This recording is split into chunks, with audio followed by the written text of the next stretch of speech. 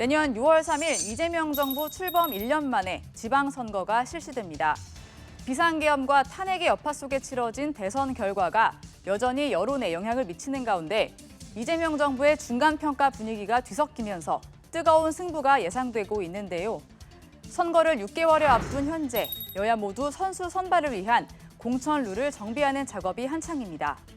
거대 여당을 이끄는 민주당 정청래 대표로서는 공천 잡음을 줄이는 게 가장 큰 과제로 꼽힙니다. 예산 정국을 맞아 지역을 돌고 있는 정 대표는 당원 주권주의를 약속한 만큼 컷오프를 없애고 100% 권리당원 투표로 예비 경선을 치르겠다고 공언하고 있습니다. 제2의 내란 극복이라 할 수 있는 내년 6월 3일 지방선거에서는 가장 공정하고 가장 투명하며 가장 당원들의 마음이 반영된 억울한 컷오프를 없애겠습니다. 그러나 최근 부산시당 위원장 경선에서 친명계 최대 조직인 더민주혁신회의 유동철 공동대표가 컷오프되면서 잡음이 일었는데요. 당내에서는 특정 계파를 배제하기 위한 것은 아니라며 확대 해석을 경계하는 목소리가 나왔습니다. 이렇게 크고 작은 공천 잡음이 지방선거까지 이어질 수 있다는 점에서 이 과정에서 정 대표가 어떤 리더십을 보여줄지 시선이 쏠립니다. 국민의힘 장동혁 대표의 최대 과제는 중도 확장입니다.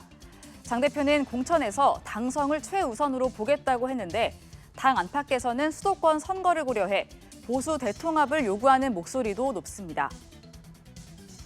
수도권 선거 최대 변수가 중도층 표심이고 표 분산을 막기 위해선 개혁신당과 연대가 필요하다는 주장이 제기되는데 이준석 대표는 국민의힘과 연대를 고려하지 않는다고 일축했습니다. 광주 5.18 묘역 참배도 극우 선동, 내란 옹호라는 시민단체의 항의에 가로막히는 등 외연 확장으로 가는 길은 아직 쉽지 않아 보입니다. 저희들의 진정성이 아직 다 전달되지 않은 것 같습니다. 그러나 국민의힘은 진정성을 가지고 저희들의 마음이 전달될 때까지 끝까지 최선을 다하고 노력하겠습니다. 두 대표의 명운은 지방선거 결과로 갈리겠지만 일단 어떤 선수를 뽑느냐를 놓고 첫 번째 리더십 평가가 이뤄질 것으로 보이는데요. 여당 프리미엄을 아는 민주당에서는 출마 희망자가 쏟아지고 있는 반면 야당이 된 국민의힘에서는 현역 위주로 후보들이 거론되면서 일부 지역은 인물난까지 겪는 분위기입니다. 여야가 가장 많은 공을 들이는 곳은 서울입니다. 국민의힘에서는 오세훈 시장이 5선 시장에 도전할 것으로 보이고 나경원 의원 출마설도 있습니다. 민주당에서는 박주민, 박홍근, 전현희, 서영교 의원과 정원호 성동구청장 등이 오세훈 시장과 부동산 공방을 벌이며 대항마를 자초하고 있습니다.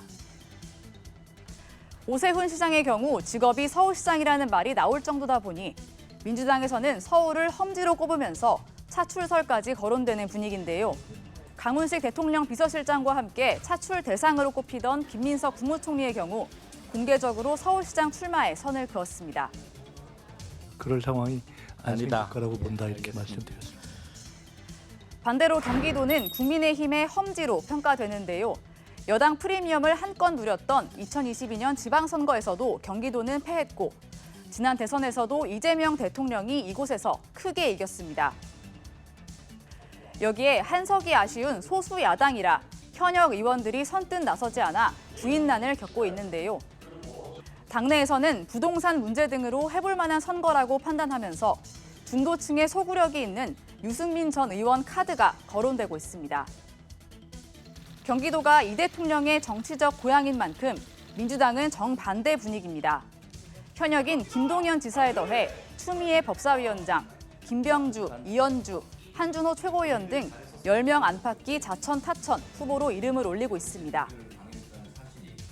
현역 의원의 지방선거 출마 러시가 현실화할 경우 국회의원 보궐선거 판도 커질 전망입니다.